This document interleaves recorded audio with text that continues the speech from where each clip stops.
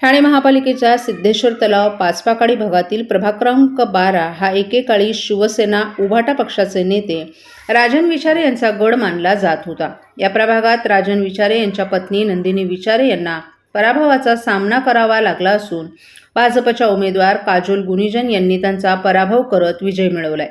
या निमित्तानं शिवसेना शिंदे गट भाजप युतीनं विचारेंना धक्का दिल्याचं बोललं जाते।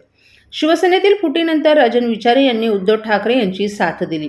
ठाकरे गटाकडून विचारे यांनी लोकसभा आणि त्यानंतर विधानसभेची निवडणूक लढवली। या दोन्ही निवडणुकीत त्यांचा पराभव झाला। विचारे हे ठाणे महापालिका क्षेत्रात ठाकरेंच्या पक्षाचं नेतृत्व करत असून ठाणे महापालिका निवडणुकीतही त्यांच्याच नेतृत्वात लढवण्यात आली होती।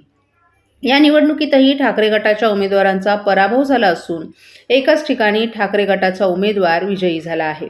ठाणे महापालिका क्षेत्रातील प्रभाग क्रमांक 12 मध्ये पाचपाकाडी, चंदनवाडी, सिद्धेश्वर तलाव असा परिसर येतो। या भागातून यापूर्वी राजन विचारे हे निवडून येत होते। त्यानंतर त्यांच्या पत्नी नंदिनी विचारे आणि पुतणे मंदार विचारे हे दोघेही याच प्रभागातून निवडून येत होते। याच प्रभागातून विचारे यांची पत्नी नंदिनी यांना पुन्हा निवडणुकीच्या रिंगणात उतरवण्यात आलं होतं। ही निवडणूक विचारे यांच्या अस्तित्वाची मानली जात होती। या निवडणुकीत विचारे यांनी जोर लावला होता। ठाणे महापालिका निवडणुकीचे निकाल शुक्रवारी जाहीर होताच विचारे यांना धक्का बसला। या निवडणुकीत प्रभाग क्रमांक 12 मध्ये भाजपच्या उमेदवार काजोल गुणिजन यांनी नंदिनी विचारे यांचा पराभव करत विजय मिळवलाय। काजोल गुणिजन यांना 12,355 तर नंदिनी विचारे यांना 10,244 इतकी मतं मिळाली। या निमित्तानं शिवसेना शिंदे गट भाजप युतीनं विचारेंना धक्का दिल्याचं बोललं जातंय। तसंच या निवडणुकीच्या निमित्तानं विचारे यांना पराभवाचा सलग तिसरा धक्का बसलाय।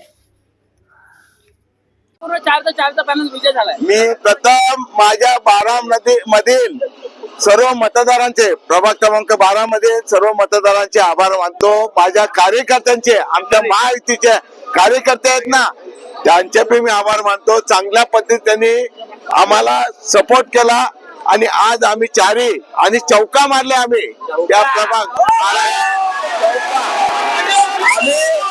आम्ही राजेश दादा आणि आम्ही चांगल्या पद्धतीत काम केले आणि काम करत राहणार आहेत, हे आम्ही प्रभाग जनतेला आम्ही सांगतो।